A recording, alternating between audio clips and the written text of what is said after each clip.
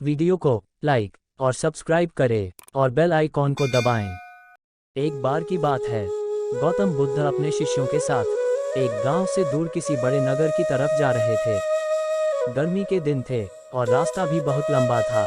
गौतम बुद्ध अपने शिष्यों सहित बहुत देर से चल रहे थे, जिस वजह से उन्हें बहुत प्यास लगती है। वहां से कुछ ही दूरी पर बरगद के वृक्ष की एक घनी छांव थी। सभी लोग उस वृक्ष के पास पहुंच जाते हैं। महात्मा बुद्ध अपने शिष्यों सहित वृक्ष की घनी छाया के नीचे विश्राम करने लगते हैं। बहुत देर से चलने की वजह से सभी का गला प्यास से सूख रहा था। यह बात बुद्ध जानते थे। बुद्ध ने अपने एक शिष्य को कहा, आप इस बरगद की छाया से 20 कदम दूर जाकर बरगद की 2 बार परिक्रमा करके वापस आओ। शिष्य वैसा ही करता है जैसा बुद्ध ने बताया। परिक्रमा के बाद जब शिष्य महात्मा बुद्ध के पास आया तो बुद्ध बोले कि क्या आपको किसी ठंडी हवा का अनुभव हुआ था? शिष्य बोला, हाँ महात्मा बुद्ध, उस उत्तर दिशा की तरफ से मुझे कुछ ठंडी हवा की अनुभव हुआ था। शिष्य की यह बात सुन महात्मा बुद्ध शिष्य से तुरंत बोले कि उसी दिशा में चले जाओ, जरूर वहां से कुछ ही दूर पर एक तालाब अवश्य मिलेगा। उस तालाब से सबके लिए पानी ले आओ। शिष्य उसी दिशा में जब कुछ दूर जाता है तो वहां सच में एक तालाब होता है। तालाब देख शिष्य बहुत प्रसन्न होता है और तालाब के निकट जाकर जैसे ही तालाब से पानी भरने वाला होता है, तभी शिष्य की नज़र वहां दूर तालाब में कपड़े धो रही कुछ स्त्रियों पर जाती है। यह देख शिष्य मन में सोचते हैं कि यह पानी तो गंदा हो गया है, लेकिन जब शिष्य ध्यान से तालाब के पानी को देखते हैं कि अभी भी तालाब का कुछ पानी साफ है, इतने में 2 बैलगाड़ी जोर से तालाब के किनारे से होती हुई निकल जाती है। बैलगाड़ी के पहिए तालाब की मिट्टी के ऊपर इतनी जोर से निकलते हैं कि तालाब के नीचे बैठी बहुत सारी मिट्टी तालाब के ऊपर आ जाती है, जिस वजह से तालाब का बचा हुआ पानी भी गंदा हो जाता है। यह देख शिष्य बिना पानी लिए क्रोध में महात्मा बुद्ध के पास वापस चला जाता है। शिष्य बड़े ही निराशा भाव से महात्मा बुद्ध को सब बात बताता है।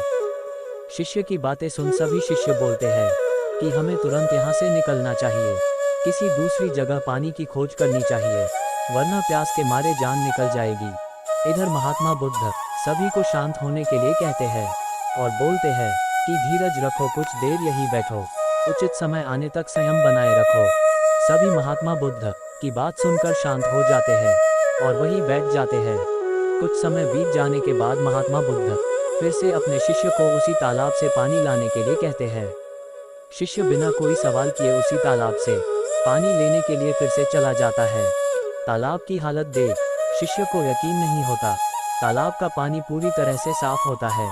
यह देख शिष्य बहुत खुश होता है और पानी भरकर महात्मा बुद्ध के पास जाता है। सभी पानी पीकर अपनी प्यास बुझते हैं, लेकिन अभी भी सबके मन में ये एक सवाल था कि आखिर यह चमत्कार हुआ कैसे?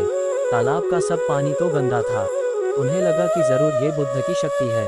इनमें एक शिष्य ने यह सवाल महात्मा बुद्ध से पूछ ही लिया कि यह चमत्कार आपने कैसे किया?